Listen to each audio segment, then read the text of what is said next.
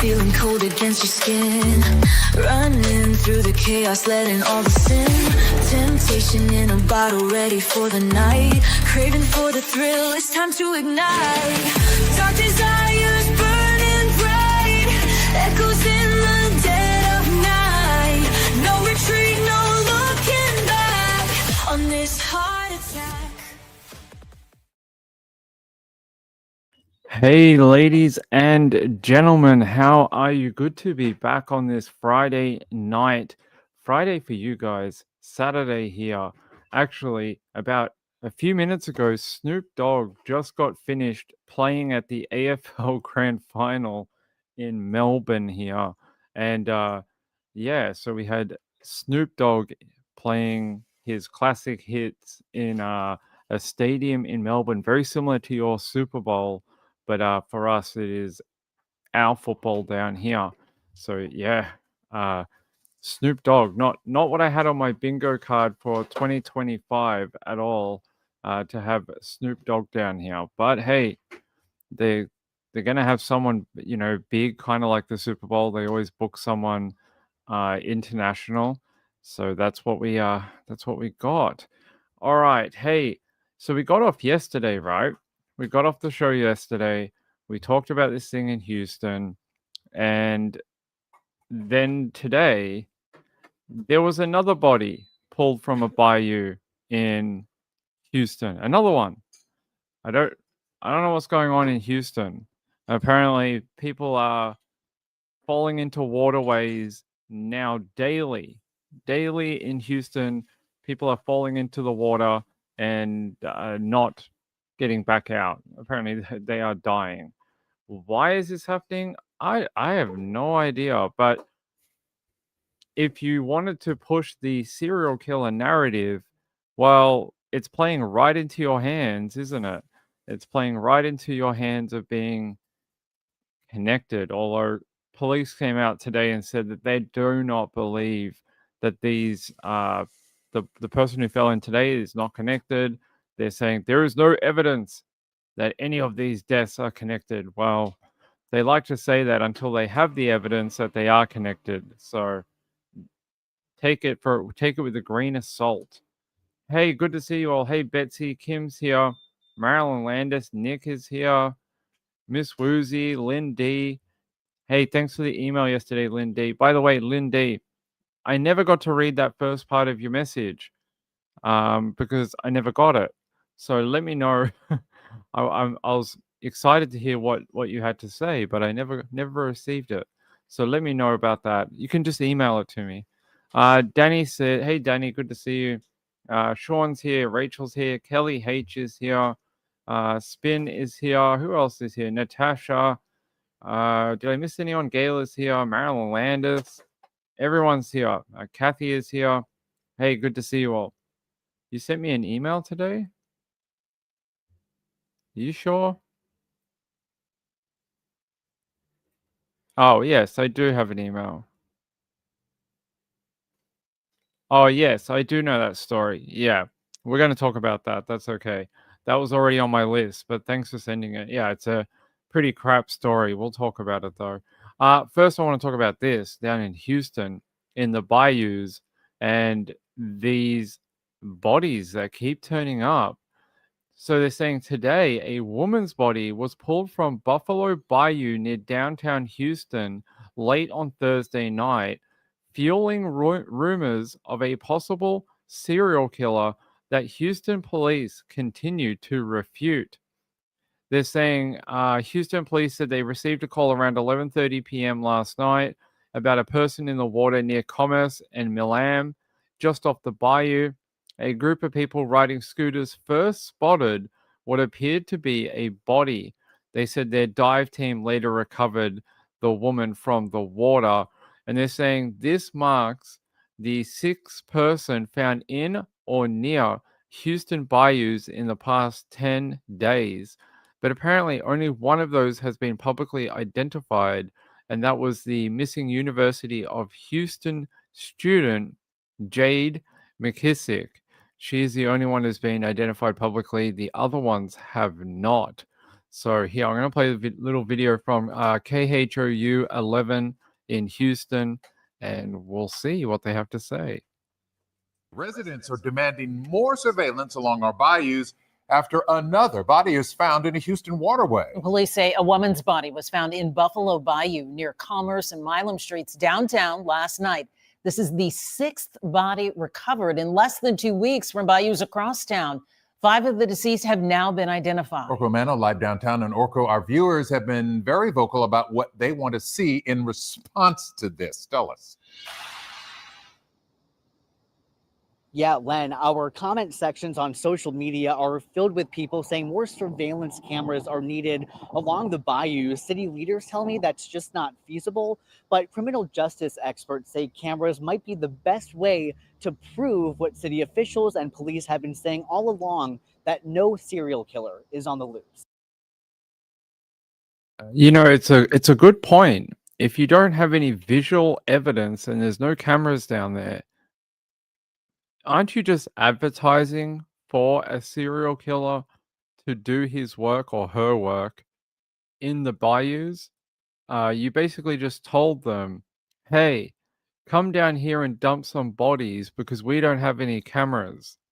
So while today might not be the work of a serial killer, in the future, you may have just given them a license to have a dumping ground in the water. So congratulations to everyone for advertising the fact that there are no surveillance cameras. Good work. They said that it is not feasible, and not feasible means we don't want to pay for it. So that basically means that they don't want to pay for it. They don't want to maintain the cost of it.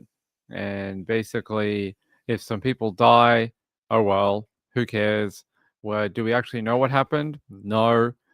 So it just shows you these are the people that you elect. These are the people that are running your city, right? So if you live in Houston and this is your local council, think about what they just said to you.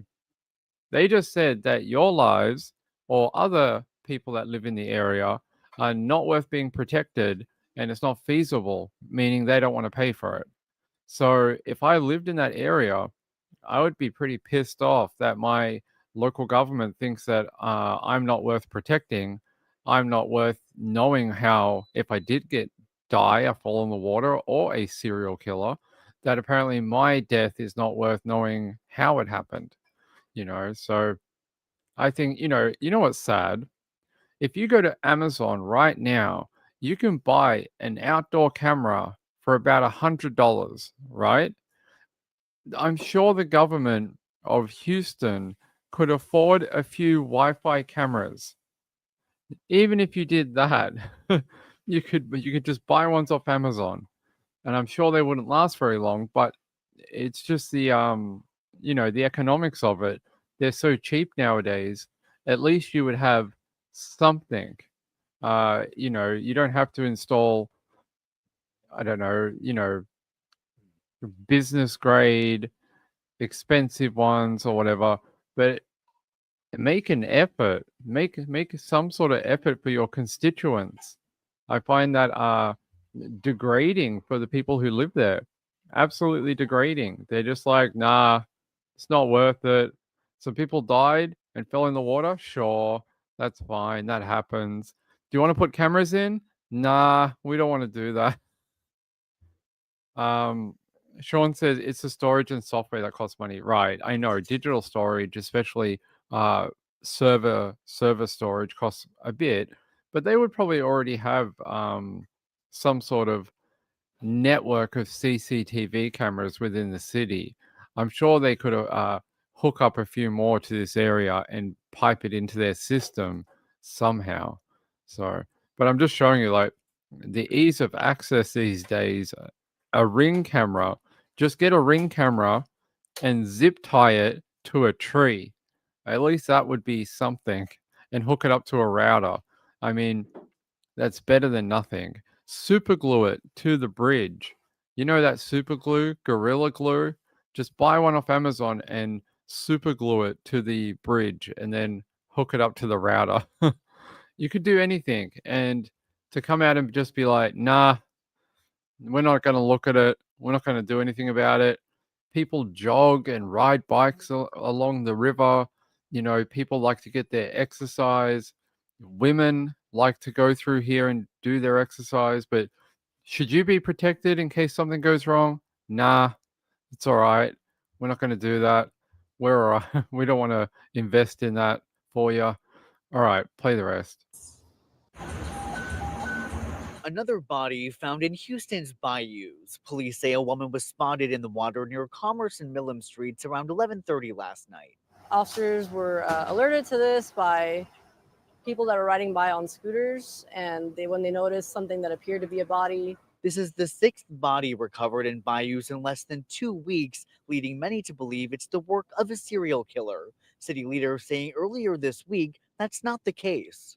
There is no evidence that there's a serial killer loose on the streets of Houston. But the public wants answers. KHOU 11 viewers Hannah, Lucy, and Chris all commenting on our posts online, asking for more surveillance cameras by the water. I brought that to City Council member Carolyn Evans-Shabazz. A lot of people have come to us asking for more surveillance by the water. Is that something the City Council is looking into? I have heard that suggestion, but I don't know how we could implement that. To say that we can install cameras, we would have no idea where to put them because we don't know where the bodies went into the bayou. To be honest,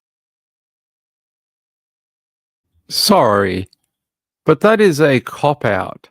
That is an absolute cop-out of an answer to say, oh, well, you know, we don't know where the bodies fell into the water. That's not the point. The point is that you do your part and you cover your area. So wherever your your sort of jurisdiction is, make sure it's secure for your residents. Don't be like, they could have entered the water in Oklahoma. Like, that's not the point. The point is that your residents want to feel safe.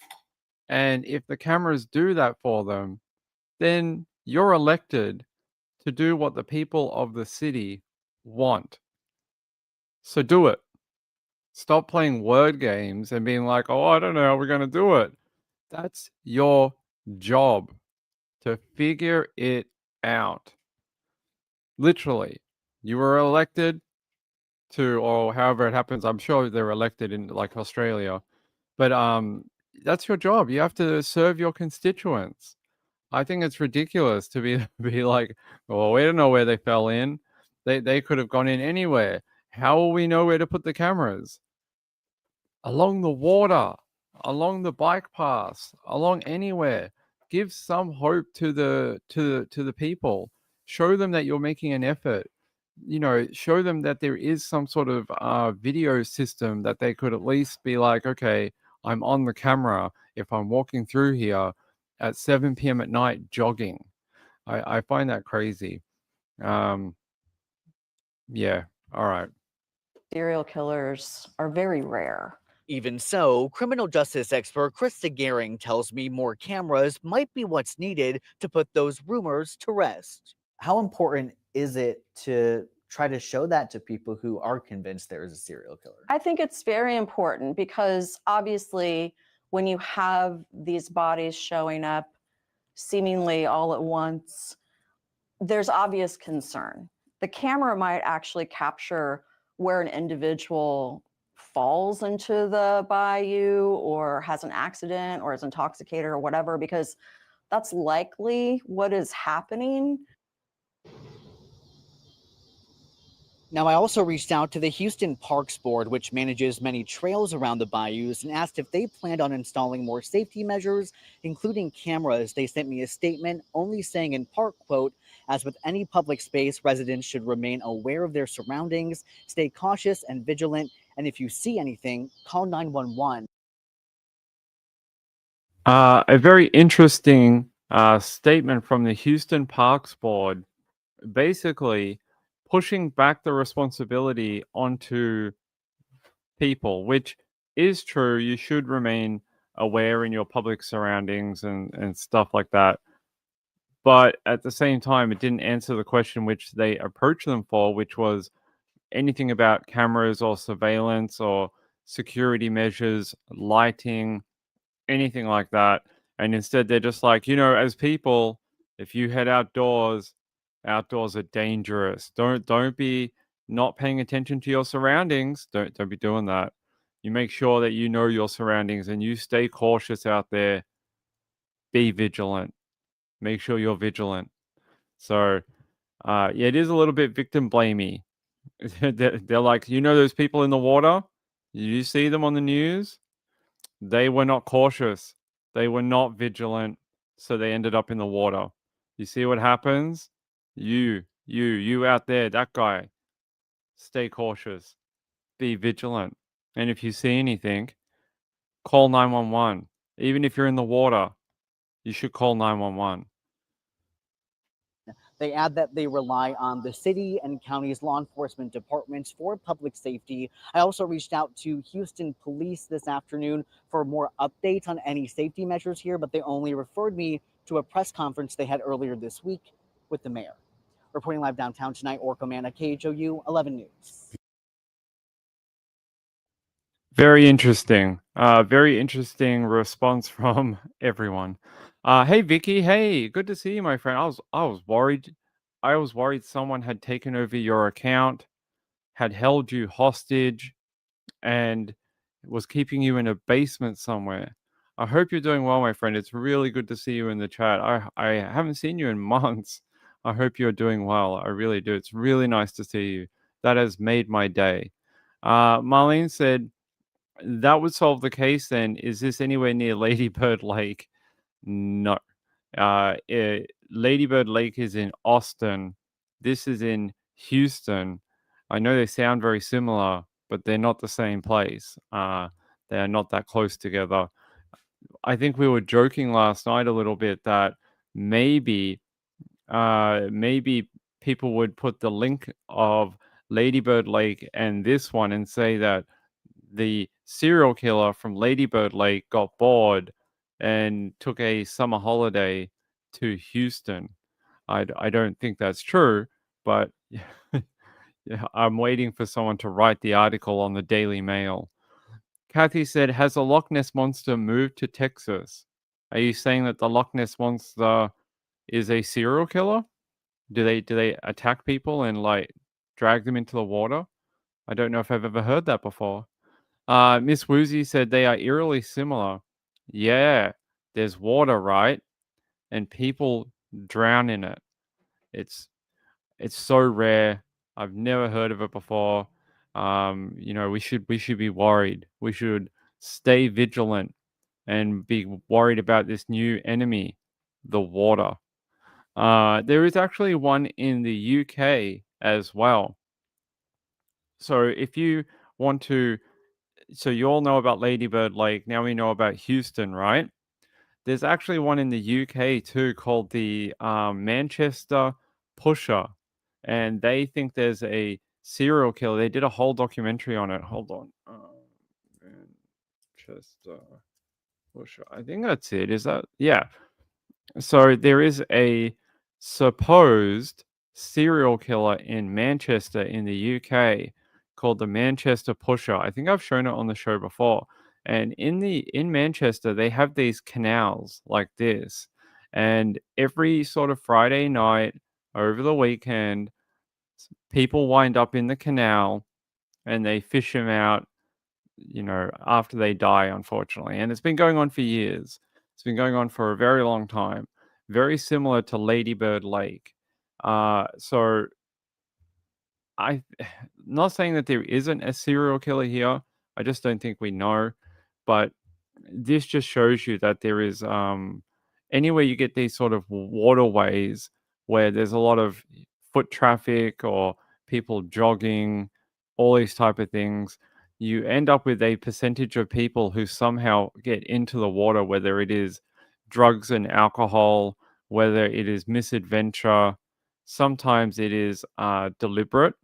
Sometimes they do it on purpose for the reason I can't say on YouTube. But yeah, and then there's a very small percent that are a violent crime, but it's a smaller percentage compared to the other ones.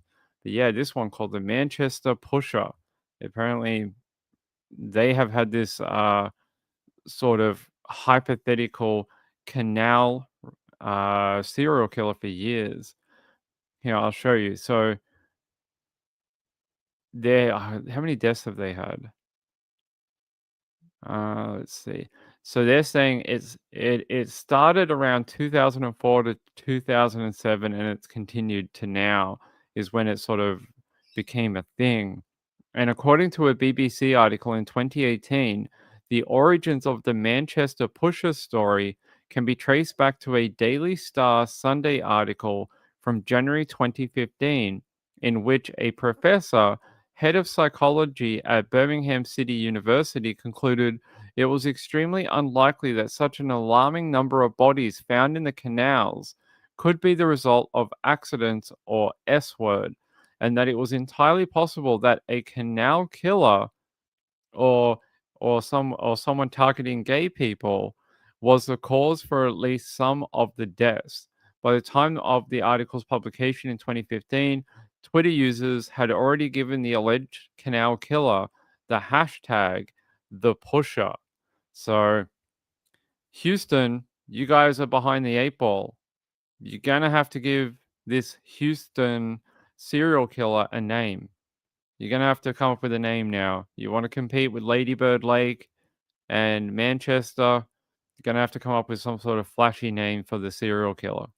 I don't know what it is. I'm not on that naming board in Houston. Someone will do it, but there you go. Jonna said they need cameras up on those buildings. Along the path would be good. Nick said, I'd be very surprised if there weren't cameras everywhere. The UK is the most camera laden country. There are cameras on the canals in the UK. Let's see.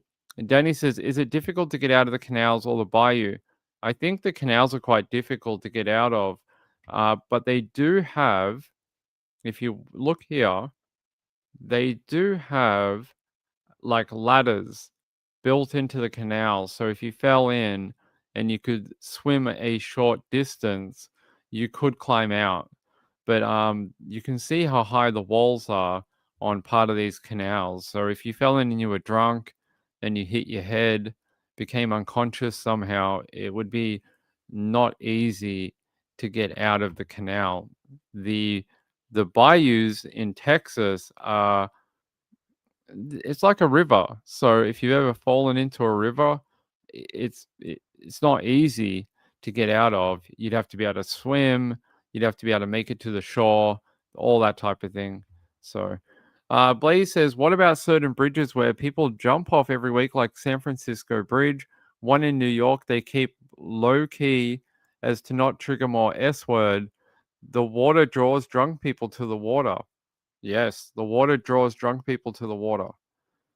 Nick says, cameras here. I tried to count how many cameras are watching me on my way to work. I had to give up. Too many to count. There you go. Vicky, hey Vicky. Vicky says, I'm doing well. Thank you, sweet ping. It's good to see you, my friend. I hope you are really doing well. So there we go. There's your update out of Houston. I don't know what you guys think, but from my details here, Houston police are calling for calm. They said here today, in all 5 of the incidents, the medical examiner's office will determine the cause of death. Police say they have found no evidence of foul play or any connections between the cases, although investigations are ongoing. There's still work detectives can do while waiting for autopsy results, and they said they're going to be interviewing witnesses, recovering what surveillance footage they can find, and collecting digital evidence. So there we go. Let's see. Yeah, like that would be interesting. Someone is asking in this article, is it something to do with time of year? Could it be possible that some of these people are part of environmental factors? So when the water temperature changes, bodies could get moved around water. And it can be from rainfall, it can be from heating or cooling. And it's like, how long have they been in there? Have some of these people been in there for months? That's what we don't know. Have they been in there since earlier in the summer? We don't know because they won't tell us who these people are. So it would be interesting to know, when did these people go missing? Was anyone looking for them? And were they brought to the authorities' attention? Because we don't know any of those details. They haven't told us anything besides we have pulled them from the water. So maybe we'll get those details about how long they've been in the water, when they originally went missing, and is it recently? Was it a few months ago? Did they come from a different part of the waterway?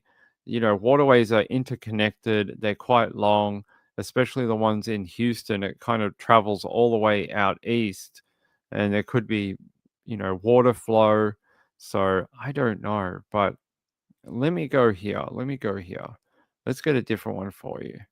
Woman's body pulled from Buffalo Bayou, which was one of the bayous where someone had already been pulled out of that bayou. So I'm not saying that it's connected or anything, but it has happened. All right, let's go here.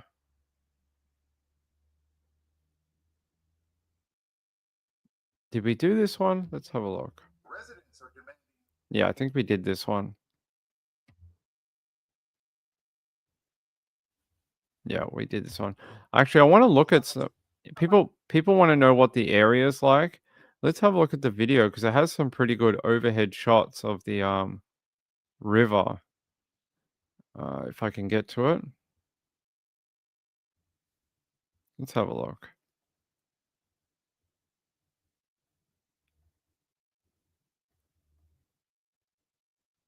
Actually, I can't. It won't play it on the screen.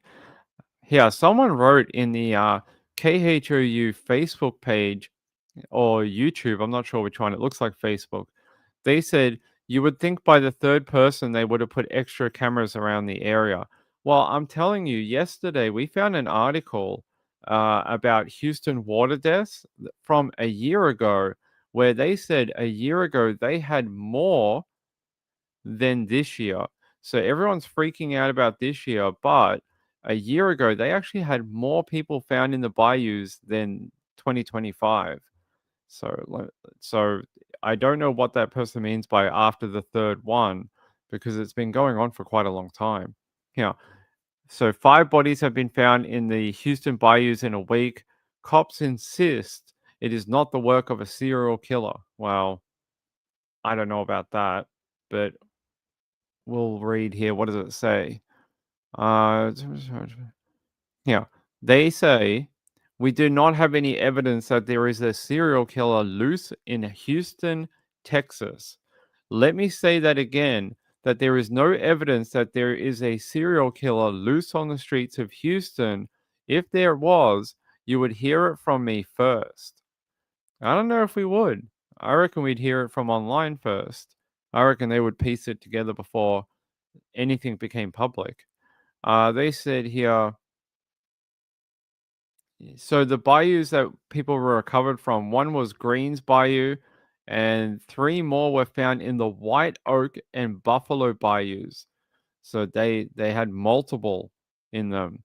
They're saying here, the mayor acknowledged that Houston's homeless population, many of them who live near the water, are sometimes among the deceased recovered there. Alcohol use, mental health issues, and accidents are a contributing factor, he said. Okay, I believe him. I don't know if it means, it's got anything to do with this, but maybe. Let's have a look.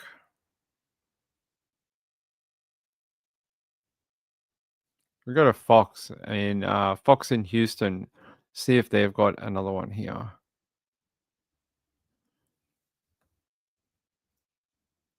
They're saying here that they were called around midnight to a person found in the water at the intersection of Commerce and let's have a look. Commerce and Milam street near the university downtown. All right. Let's see if I can get it on a map and we can have a look. Okay. So down here. So this is the bayou here. And you can see it does have that walkway that they were talking about.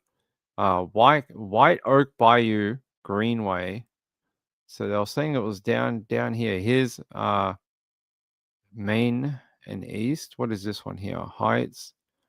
Let's have a look at what the bayous look like when we get out of the concrete.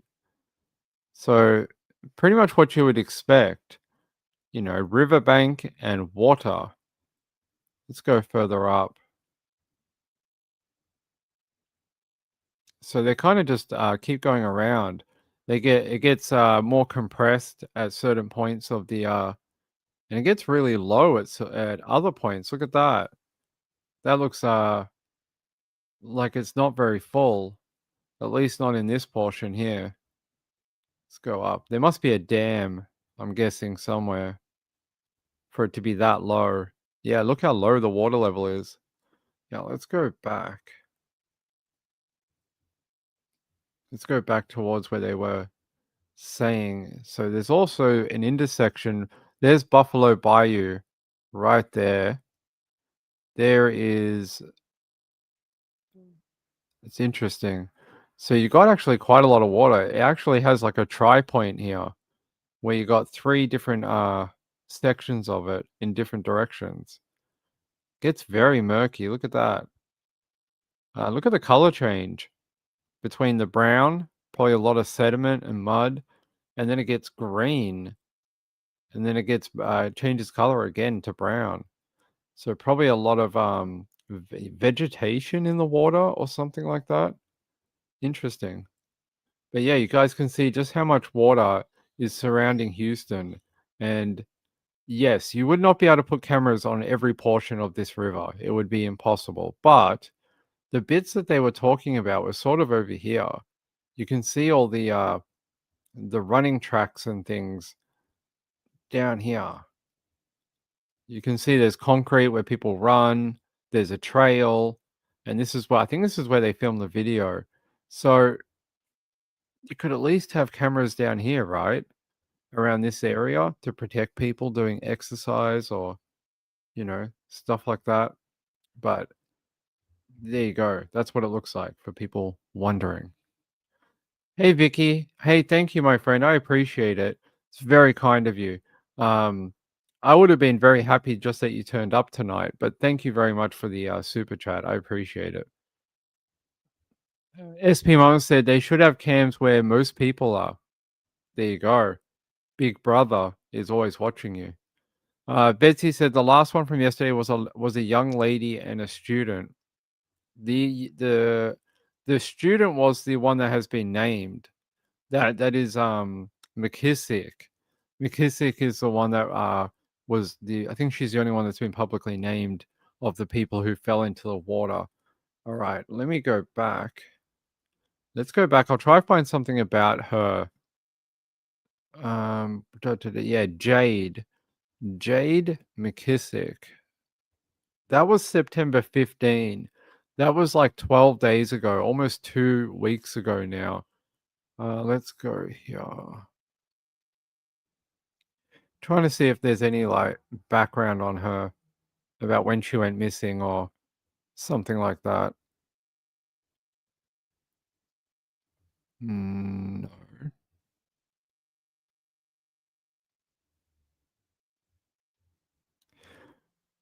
Body of missing student. Yeah, here we go. So this is when they found her. This is when they found her back on the 18th. They say body of missing UH student found in Brays Bayou. Houston police confirmed. So that was when they located her. But since then, there's been 5 more. Police said they found her body about 2.5 miles from where she was last seen. They said there was no signs of trauma or foul play. An autopsy is being done to determine her cause of death. A relative told KHOU 11 that the news came as a total shock. The relative said McKissick, who goes by the nickname Sage, had always been a great student who was involved in the church and school groups. According to a Facebook post, she worked as a desk assistant on campus and was part of the student orientation team. That's very sad. I don't know what might have done that, but when you see these numbers at the end, sometimes they hint towards a mental health type thing.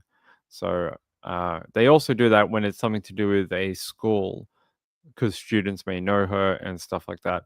All right, I'll play this video about her. It's only short. Today, officials confirmed the body pulled from Bray's Bayou is that of the University of Houston student who had been missing since earlier this month. Houston police say Jade McKissick's body was found less than a mile from campus. The 20-year-old junior hadn't been seen since September 10th after leaving LA Burgers and Daiquiris in 3rd Ward. Her family telling us her death comes as a total shock, describing her as a strong student who was deeply involved in church. U of H sent us a statement saying they're unaware of the details regarding her death. An autopsy is underway to determine just how she died. All right, I got one more video that was from today, and then we'll move on. One more.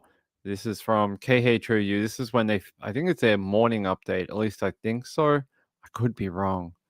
This afternoon, we continue to follow news out of downtown Houston. A woman's body was found overnight in the bayou, and police say she was discovered just off Commerce and Milam, not far from the University of Houston downtown. This latest discovery comes after a week of rumors and speculation spreading online, with some people claiming there's a serial killer targeting victims near the water. But city officials shut down those claims. KHOU's 11 Jalissa Garza has more. This is the kind of discovery that's fueling speculation and concern online. Now, we're right here near Buffalo Bayou. This location is right near the University of Houston downtown, where a woman's body was found. Here's what we know right now.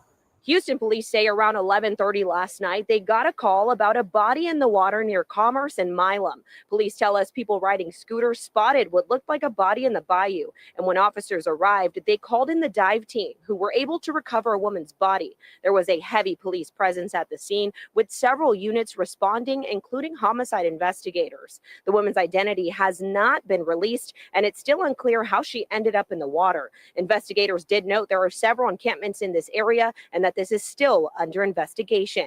But this makes the 6th body found in or near Houston bayous in the past 2 weeks. So we pressed police this morning. Is there a connection? Here's what they told us. No, I mean, at this time, there's no indication. There's nothing that would give us that indication. We do not have any evidence. Earlier this week at a press conference, officials said the bodies found in the last week are just an unfortunate circumstance, noting Houston has 2,500 miles of bayous and waterways. And both Mayor Whitmire and HPD Chief Diaz reiterated that there is no evidence to suggest that any of these deaths are connected. Again, police say these cases are not connected right now, but that's not stopping Houstonians from feeling concerned or uneasy about this. Reporting in downtown Houston, Jalissa Garza, KHOU 11. I think that's a good view that you can see behind you of what it looks like at ground level. You can see the railings on the other side, and on this side it looks more like grassland. But yeah, I want to hear what you guys have to say about water deaths. We've done a lot, like Ladybird Lake. I've shown you the one in Manchester before, and it just happens that this summer it is in Houston. Houston's having their own problem, although like I showed you, this is a yearly occurrence for Houston. They have had, I think, like they said, this year was considered a down year because they've got less of them than they did for 2024 and 2023. 2024 and 2023, I think, had over 40% more people found in the water that were deceased than 2025. So that's why I thought one of the reasons authorities are trying to downplay it is because they think they're actually doing a good job, because it's less people than the last like 24 months. So that's probably why. SP Mon said, hay fever. Yeah, it's spring down here at the moment. If I'm sounding a bit congested or something, that's probably why.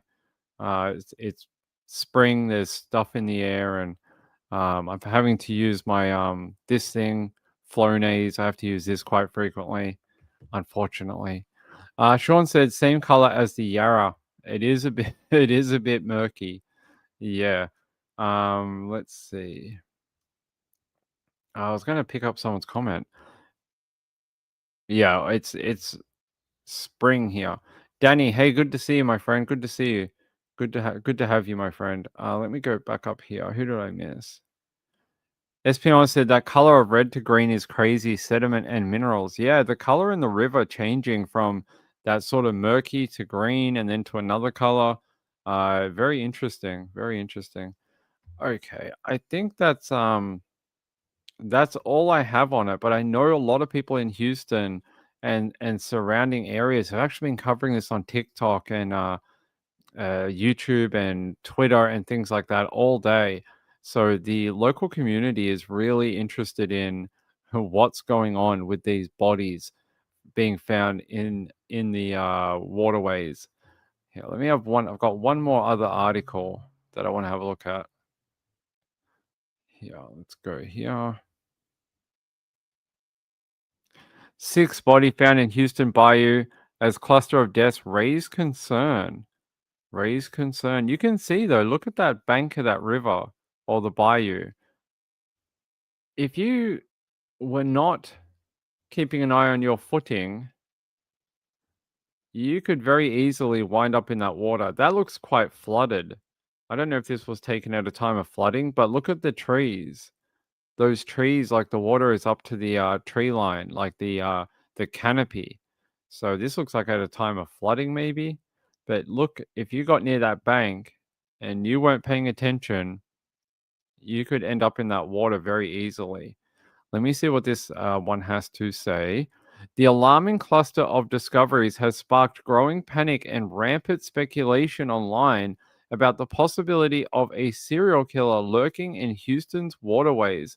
At approximately 11:30 p.m., authorities, yeah, we know that. Yeah, so they're not giving us any new information, just reporting that 6th person.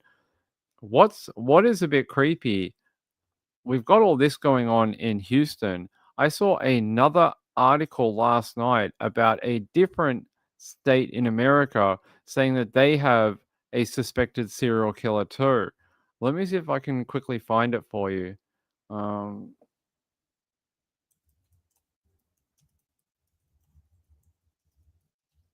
Let me see if I can find it again.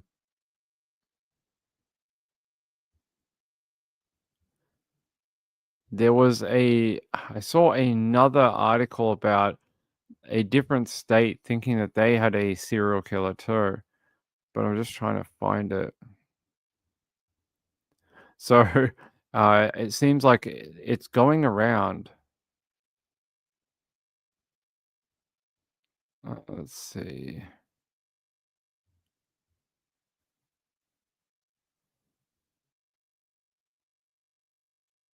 I don't. I don't know if I can find it, unfortunately, but there was another state in America that was saying that they also think that there was one getting around their area as well. All right, let's move to our next story, which is if you haven't heard the news about the Austin yogurt shop that's going to happen on Monday. Apparently, there's a press conference on Monday. Yeah, Austin.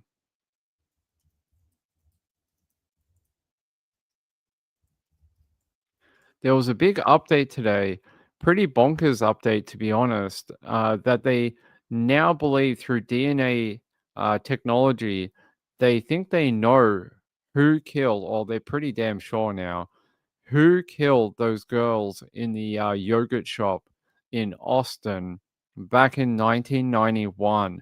So if you don't know this story, it was 4 girls who were working at the yogurt shop.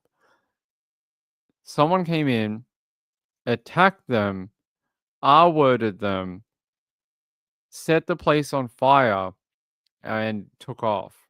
And for years, it's been a big mystery like who did this, why would they want to do it.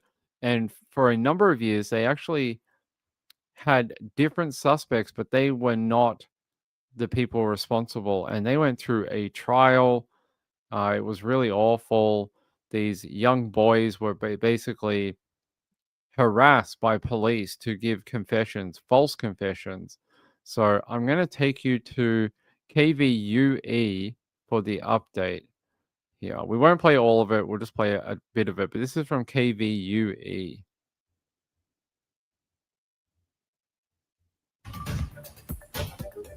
And we begin KV News at 6 as we continue to follow breaking news at this hour. Austin police say they have solved the infamous yogurt shop murder. In 1991, someone killed 4 teenage girls at a yogurt shop in North Austin. Police now say they know who did it, and they say he was a serial killer. Thank you so much for joining us for KV News at 6. I'm Quita Culpepper. And I'm Mark Mullins. We do have team coverage of this developing news, a huge story. For decades, KVU's Tony Plahetsky and Judy Maggio have been covering this case. And Tony, let's start with you really fast. Tell us about the suspect who police are finally naming after 34 long years. And it's a name that none of us have heard, frankly, until today. His name is Robert Eugene Brashers. He has no known ties to Austin aside from these murders, and he died by suicide in early 1999. That is about 8 years after the crime. I want to tell you that that timing is tragically noteworthy because it also came about 8 months before Austin police charged 4 other men with the murders, cases that ultimately collapsed over the next decade. We have confirmed that Austin police and a law enforcement task force that spent years working on this case believe that they have finally found the killer through what experts call genetic genealogy. So pretty amazing. Genetic genealogy strikes again. But if you ask me, while it's lovely to give the families that the answers they have been longing for since 1991, you have to ask, does this at all actually bring a negative onto the police department for badgering those young men into confessing to a crime that they never did? I know there was court cases and appeals, but it has to also be a black mark on the legacy of that police department that they were so desperate to solve this crime, so desperate to give answers to the families, that they went about it the wrong way. And it's very unfortunate, because if that part of it had never happened and it was sort of a cold case and they had this breakthrough today, it would have been amazing. We'd all be celebrating and be like, oh my God, what a great job they did with the genetic genealogy. But unfortunately, it's actually got a very dark connotation to it, that there's a few young men, they're not young anymore, but at the time, young men's lives that were ruined, like actually ruined, trying to solve this case. But it's nice that they have been able to do that. But there's supposed to be a press conference on Monday. On Monday morning, they're supposed to be having a big press conference to detail the journey of getting to this point. So that's supposed to happen, I think early Monday, is what I saw as the press release. They're saying on Monday morning it's going to be a big press conference detailing the work that took place to get to this point. But yeah, it's a happy day, but a sad day at the same time. So let me take you to one of their other articles that details a bit more of it here. Now let's go here. And they said here, a billboard in Austin once asked who killed these girls after 4 teenagers were found murdered at a North Austin yogurt shop just weeks before Christmas in 1991. For decades, their families and the public mourned them, never knowing who was responsible. But now there is an answer. On Friday, law enforcement sources confirmed to KVUE that the so-called yogurt shop murders have been solved. The girls were killed by American serial killer Robert Eugene Brashers. As the family and others impacted reconcile with the sudden closure, many are reflecting on the young lives of the victim. It's 13-year-old Amy Ayers, 17-year-old Eliza Thomas, and sisters 17-year-old Jennifer Harbison and 15-year-old Sarah Harbison. And they say Thomas and Jennifer both worked at the I Can't Believe It yogurt shop on West Anderson Lane, while Ayers and Sarah had stopped in before closing time on December 6, 1991, the night of the crime. And they're saying after the murders, the perpetrator, now identified as Brashers, set fire to the building. And I can tell you that I've been researching this case for years. What happened to those girls before that place was set on fire was horrific. Absolutely when you think of like worst things that can happen to a human, that's what happened to those girls. Think of everything in true crime that we've ever had, and you would be like, that is a heinous crime.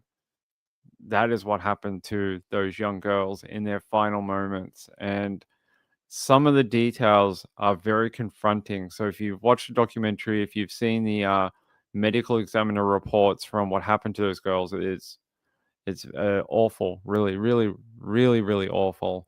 But glad they've solved it. We'll find out on Monday. I wouldn't be surprised if this is a Othram thing, since they're using genetic genealogy and it's from Texas. Let me have a look. You're in Othram. Is it from Othram? Let's have a look.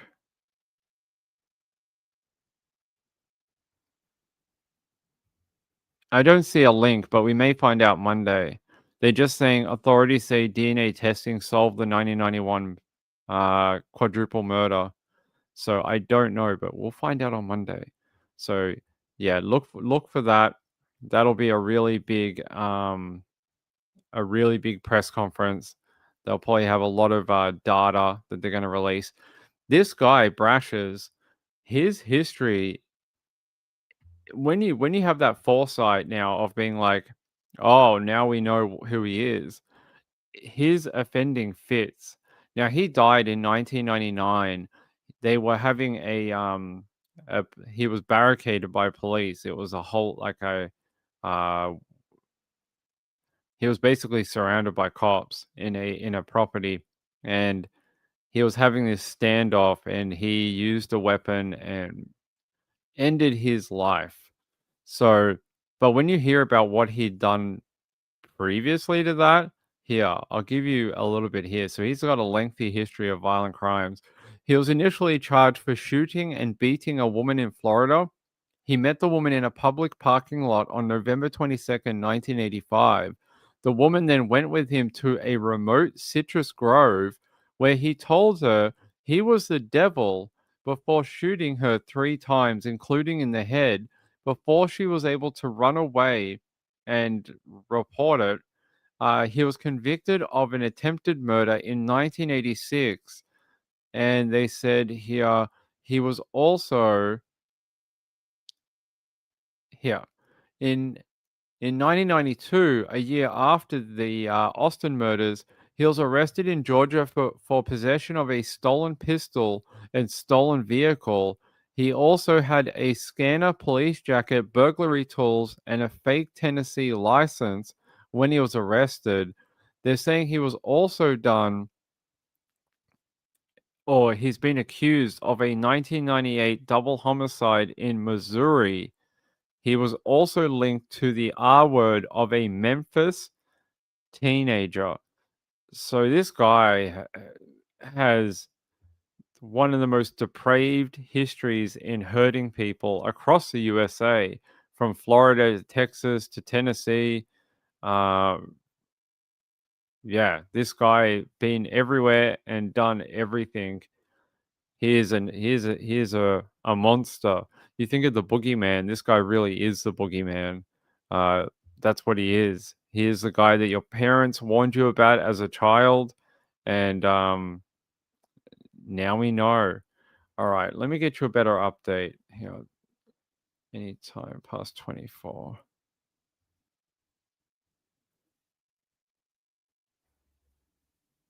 Actually, there's a thing here. I don't know if I can play it. There was a thing here with one of the parents, but I don't know if I want to play it. Here, I'm going to take you to Fox 7 in Austin. A major breakthrough in the yogurt shop murders. Good evening. I'm Mike Warren. That case has remained unsolved for over 3 decades.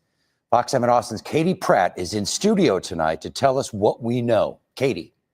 Yeah, Mike, Austin police have a suspect in the 34-year-old cold case. The quadruple murder at the I Can't Believe It's yogurt shop shook the city of Austin when it happened on December 6, 1991.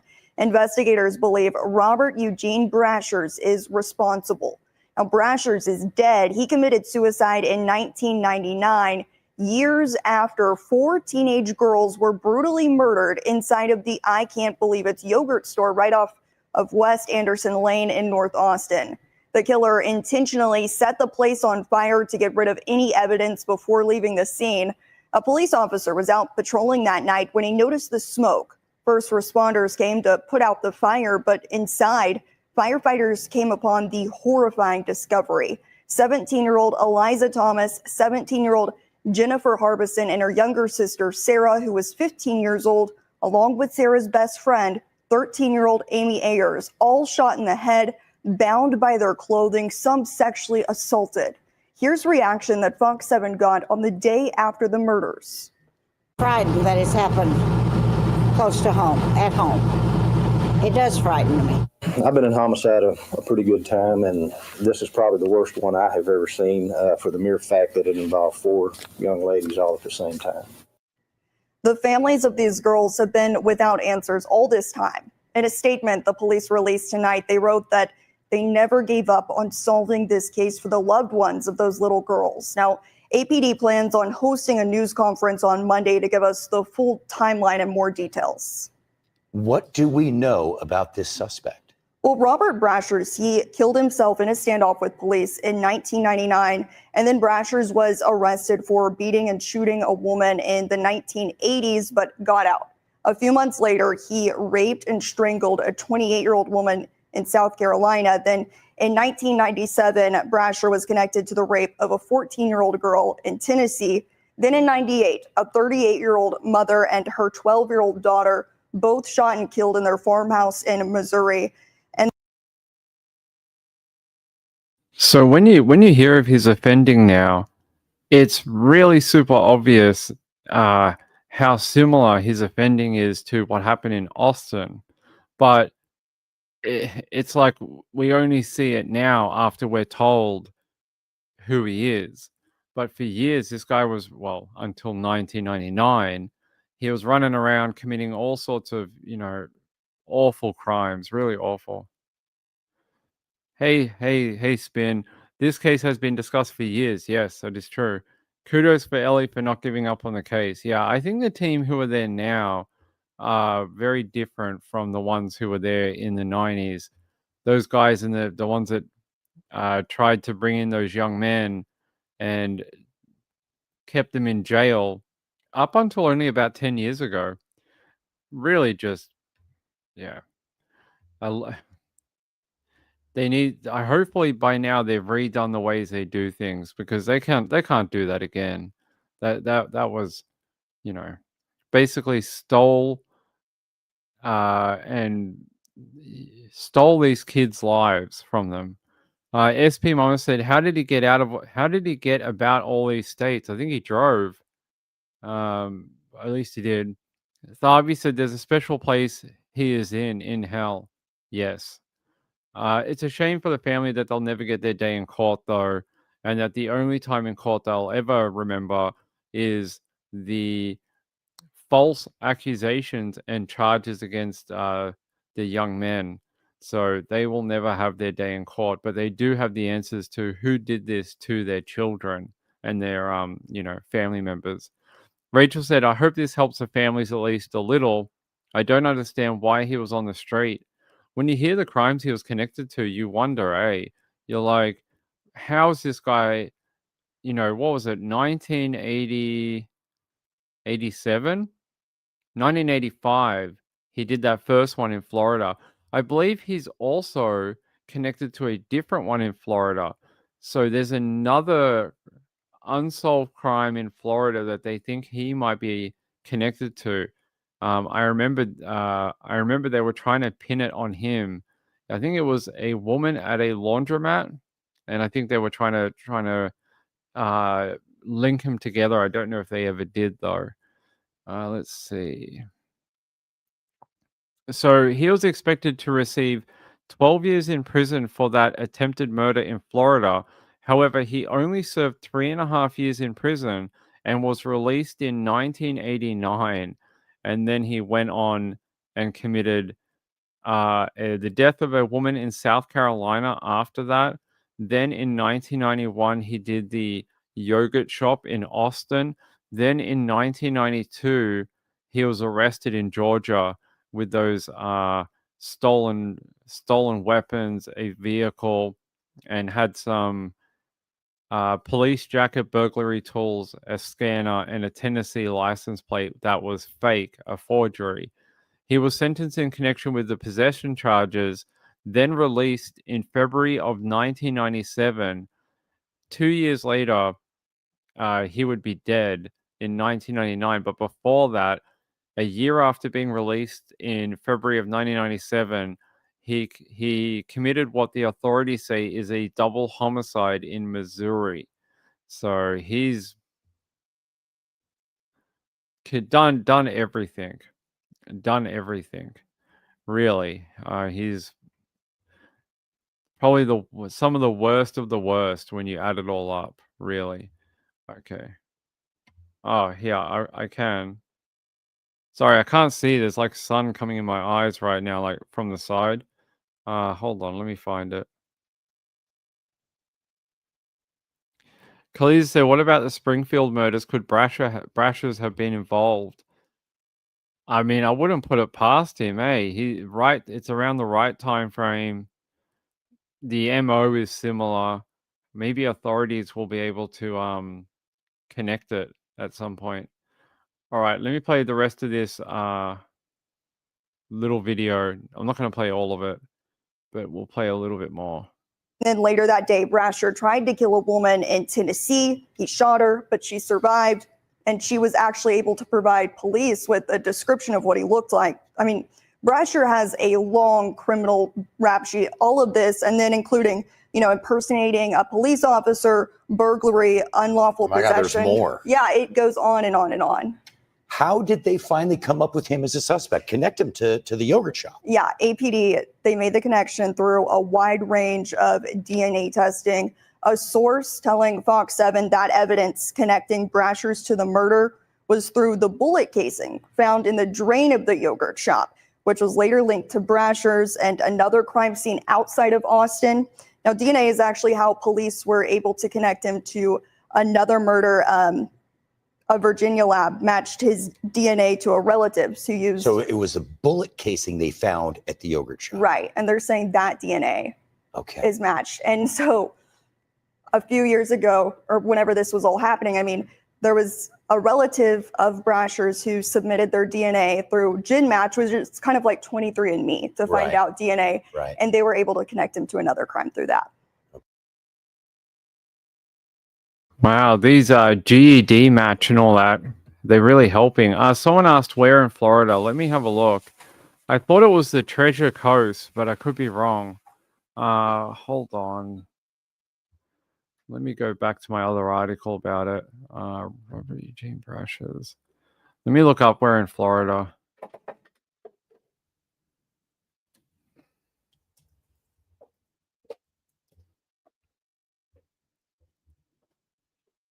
Yeah, he has a Wikipedia article. Of course he does. Here you go. We can all have a look together. Where did he do it in Florida? Fort Myers. So he lived in Fort Myers in the early 80s. Let's see. Attack on Michelle Wilkinson or Wilkerson. 24-year-old woman. Port St. Lucie. So Port St. Lucie is where he was arrested, and he met her in Fort Pierce. So that's where around that area. And then he was out in South Carolina, Tennessee, and Georgia. So he was around the South, often changing his place of residence. He was arrested in Cobb County, Georgia for grand theft auto and unlawful possession of a weapon and theft. And that's when they found those lockpicking tools, the police jacket, radio scanner, and a fake Tennessee driver's license. He made a plea deal, pled guilty, and then he ended up getting out in February 1997. And they said he was arrested in 1998 while attempting to break into the home of an unmarried woman in Paragould, Arkansas. Having been employed by her on a previous occasion, he had cut the wires leading to her home and was armed at the time of his arrest. In addition, a video camera and locksmithing tools were seized from him at that time as well. He was taken into custody but was later released after someone posted his bail. Okay.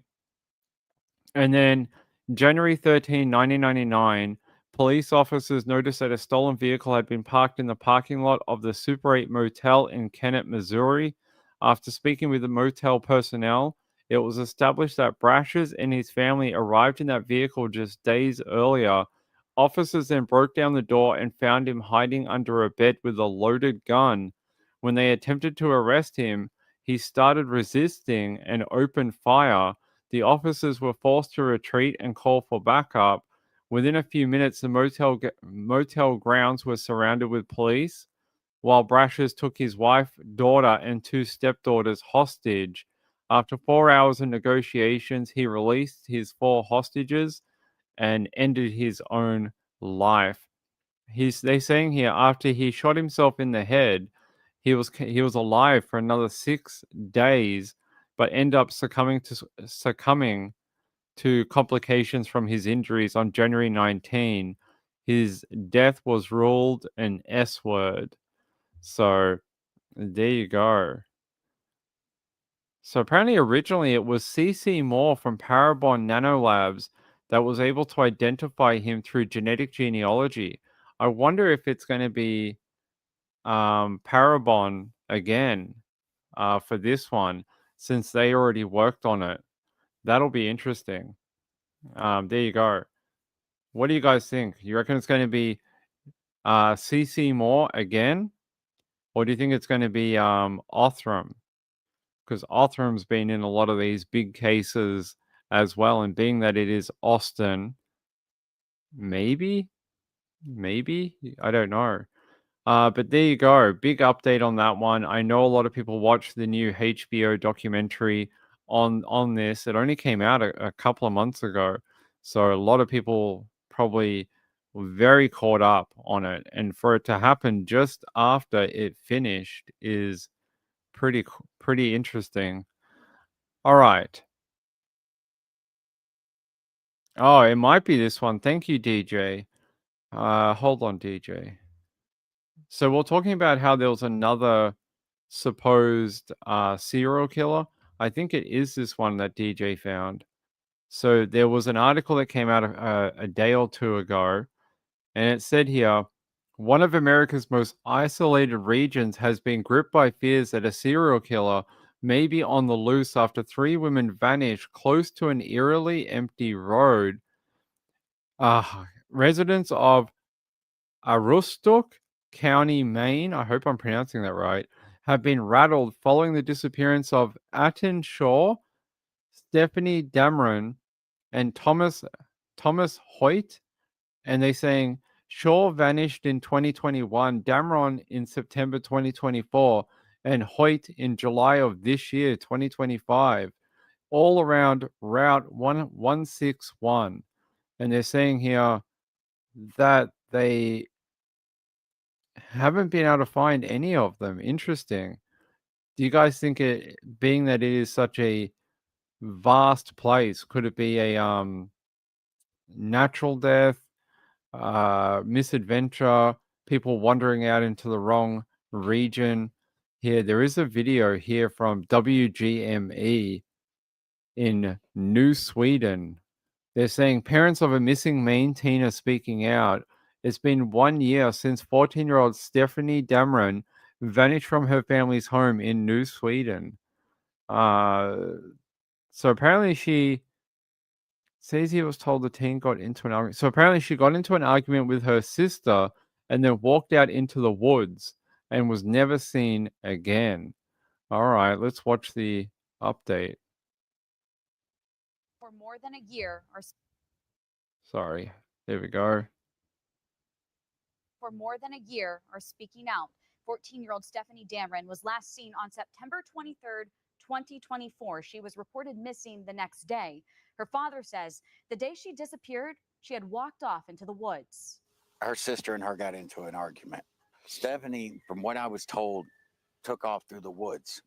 The trail used to be real prevalent through there, and it would go straight down to where the mud hole was. The kids would go down there, catch tadpoles and everything, and that's what everybody up here assumed she had done, was cut through the woods, went down the trail, down to the mud hole and play.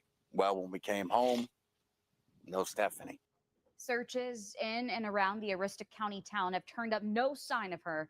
The FBI is offering a $15,000 reward for any information leading to Dameron or the prosecution of those responsible for her disappearance. According to the FBI, this October 6th would be Dameron's 15th birthday. The city of Louisville. So that's just one. There's two other people that went missing in the same locale recently. So there's Dameron. She's the one you just saw the video on.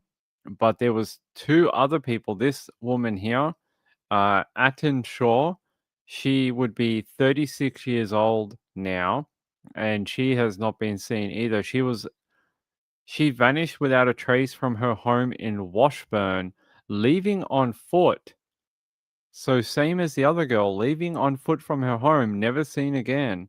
There is that very desolate road, very creepy, very empty, and there's the map of it. So let me put the map on the screen so we can all have a look, because I don't know this area.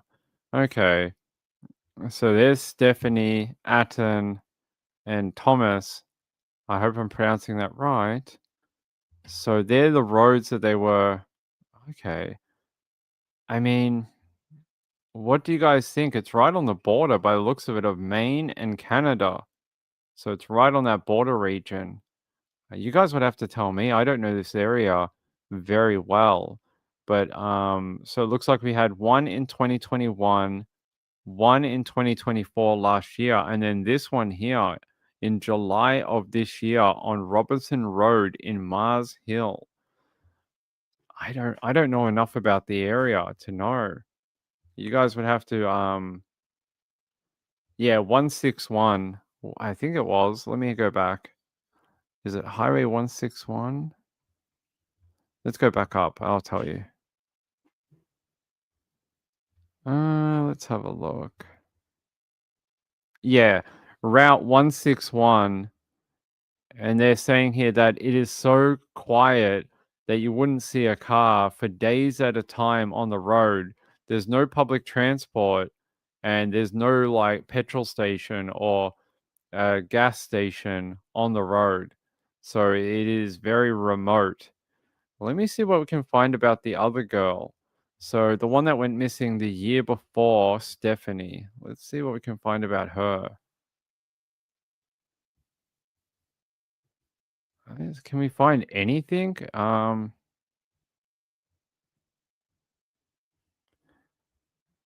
Geez, I can't even find a video for them. Okay.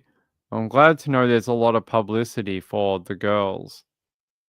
There's like no articles on them. Let me go here. Yeah, there's like no media. Yeah, Maine State Police continue search for missing Washburn woman. And they're saying here, they say they were there not long ago. This was in June. This article was published June 2024. They're saying that they were following up leads a couple of years ago now. Back in February, they said they're not searching for anything specific, and there have been no new developments of what happened to her. Jeez. But there's no media I can find of you. There's a better photo of Miss Shaw, but in regards to like media or a video or something I could show you, there's nothing. I guess because it is a more remote area, there wouldn't be a lot, but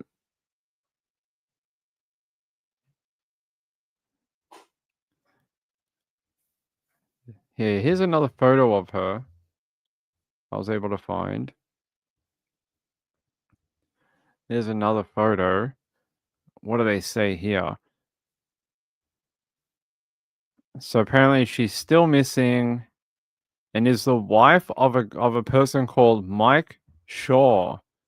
And they're saying here her passport has since expired and there is no record of her leaving the country, nor would she have the means to do so. No activity on her social media, no activity on her credit cards, and no activity with her social security account, no entry of her back into Indonesia. And they're saying she just vanished, leaving young children who were the center of her life. Her parents and extended family are distraught and desperate for answers about what happened to her. So no one has had any update on her. There's another photo of her. Pretty creepy that she just left the house on foot and never came back. Anytime that happens, and they're like, yeah, she just left and left all her things, it always worries me because it is normally a precursor to a family member hurting them. Unfortunately, it's a sort of stereotype. Let me see. I'm going to see if I can find anything else on who the husband is. Mike Shaw. Let's have a look.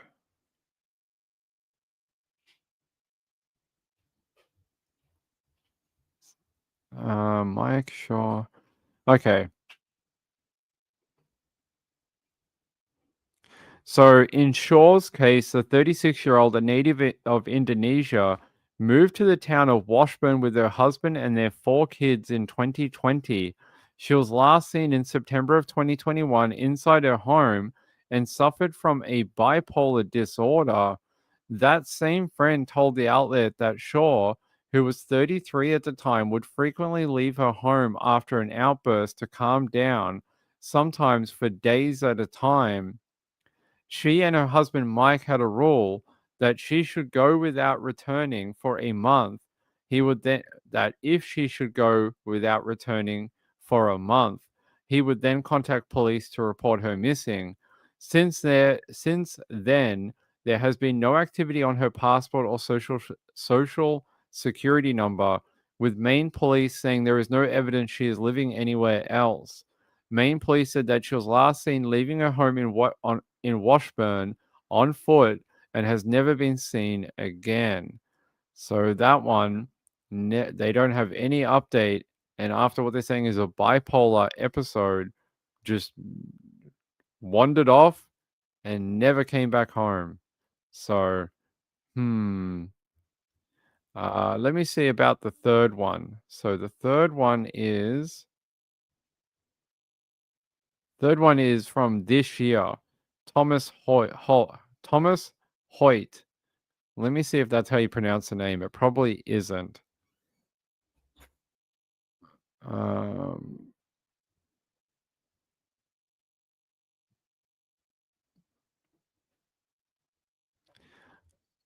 Can I find anything for it? All right, let's go to WAGM.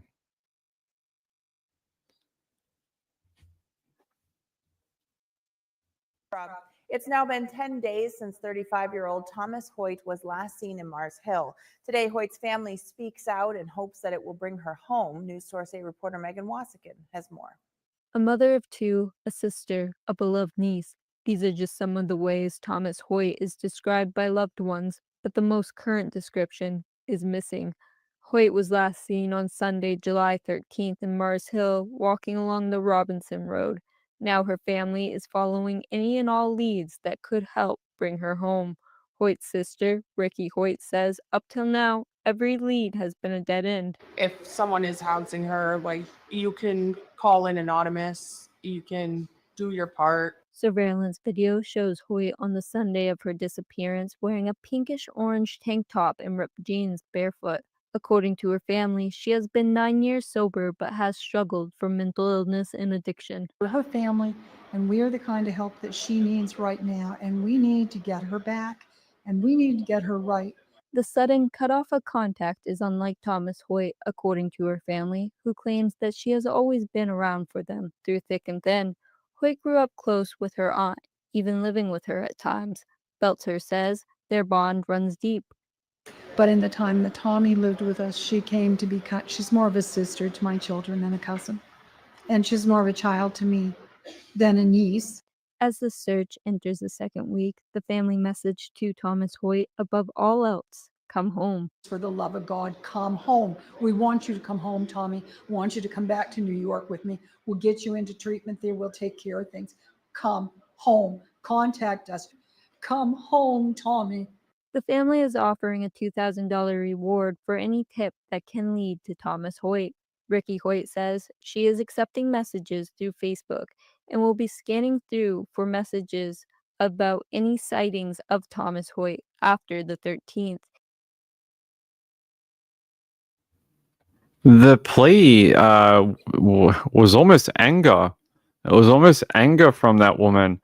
Yeah, so someone asked, is her name Thomas? It is Thomas, but spelled with an IS at the end, not the way you would spell it for like the male version of the name. But the fact she's been missing since July of 2025, so this year. So you had this lady and the two we did before. Pretty brutal. Like, where could you go? I don't know where you could go in this time. I mean, I don't know how you would even get out of it. Where would you go, into Canada? You could go into Canada. It's on the border, but other than that, I wish I had more information. I wish I had more information. I got very little. There's just so little. Amy said that's strange. It is a bit weird. So not only do we have Houston that thinks that they have a serial killer pushing people into the water, we also may have one in this particular state of Maine abducting women every 12 months or so. Each one of these is like a year apart. And that's a little creepy in its own right. So other than that article and the two videos I've shown you, I don't have any other information. There's so little on all three of these women, unfortunately, that, yeah, that's sort of it. There are some more photos here. This one's of Stephanie, the girl we spoke about before, the one that had the fight with her sister and ran off into the woodlands. So there's another photo of her. That's about all I have. So her family says here, it's literally, for lack of better words, it was like aliens had abducted her and they didn't want too many things out there because somebody could use that information against it. They could get scared, find out something they didn't want to find out. It would have changed a lot of things for the wrong if just a little tiny of information got out there. It could have changed the perspective of it altogether. That is from Dale Dameron. What does that mean? I don't know. According to her mother, Stephanie's mother, the main thing they were worried about was somebody hurting her if they had her. And as soon as they found out how old she really was, somebody would do something to get rid of her so they don't get caught. That's according to her mom. And they say here, On December 2nd, 2024, the FBI and the Maine State Police offered a reward of up to $15,000 for information leading to the safe return of Dameron and or the arrest and prosecution of anyone involved in her disappearance. So the fact that the FBI think that maybe there's someone involved is concerning. So in this particular case, they have a roadmap. So Stephanie goes missing on September 23, 2024. And then the next day she's reported missing. Police make a statement a couple of days later. A day after that, the FBI gets involved. They do a ground search a month later in October. And then a few days after the ground search, Brooklyn Squad interview airs about it. And then On Patrol Missing interview airs. Locating the Lost has a podcast episode in November. And then the 2nd of December, a $15,000 reward is announced at a joint press conference between the Maine State Police and the FBI. And then 19 days later, December 21st, a candlelight vigil is held to mark the 90-day point of when she disappeared. And then the following year, January 5th, they try and get people to sign up to search for her. Then a couple of days later, Dateline published an article with her mum, Lisa. And then a month after that, Crime Stories with Nancy Grace aired an episode that had information about her. And then a month after that, second Locating the Lost podcast episode airs. So there's been a few sort of YouTube podcast people who have tried to shine light on her disappearance, but other than that, it's been very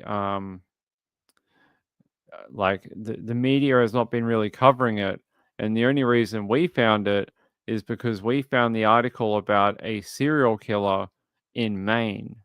And that's the only reason we came across any three of these women. So there we go. I'm guessing it's because an underage person went missing and they may have maybe because of the border, maybe they thought they got taken across the border, or just because they're so young, they didn't come home. I don't know. But the FBI do get involved pretty frequently. Hey, by the way, I want to thank my friend, two friends actually. While we've been doing the show tonight, I saw a couple of notifications come through for the donations. One is my friend, Lindy. Lindy, thank you so much. I really appreciate that. Being that it was a down month this month, I appreciate that. That'll help out a lot. But I will talk to you in private after this. I'll send you an email. And the other one is Sean. Sean, thank you so much. I appreciate it, buddy. It's very kind of you. And then we had the ones up here. Jay, earlier today. Good to see you, Jay. Hope work is going okay for you. My friend Vicky K, who I haven't seen in months. I'm glad Vicky could stop by the show tonight. Vicky, it was so good to see you tonight in the chat. And then Sean again. Sean says, hit the thumbs up and subscribe to the channel for more true crime with Nights with Ping. I would appreciate it. All right. Thavi says, my younger sister is bipolar and will not stay on her meds. I think it's a common thing with a lot of mental health conditions where they convince themselves that they don't need the medication or that they're better when they're not on the medication, even though everyone around them can see that it helps improve their lives. But it's a battle that plays out quite frequently, unfortunately. Yeah, there we go. All right. I think we're gonna wind up for the night. Hey, C Taylor, good to see you, my friend. Hey, Woman of Steel, good to have you here tonight. Hey, Mama Mia made it as well. Hey, Mama Mia. Hey, good to see you guys. I hope you had a good night. Oh, Amy's here too. Hey, Amy. Thanks for being here. It's good to see you, my friend. Amy 007 was here. Okay, I think we're going to wrap up. It's almost 4 o'clock. If there's anything else you want me to talk about, now is the time, or forever hold your peace. And then we'll be back tomorrow night. Tomorrow night, what is tomorrow? Tomorrow is Cold Justice. It should be, right? No? Yes? Yes. No? Yes. Yes, tomorrow night is Cold Justice, so we should have a recap for you tomorrow night, about 10:30, could be 11, and then we'll have a recap of the case file for Cold Justice episode 3 tomorrow night.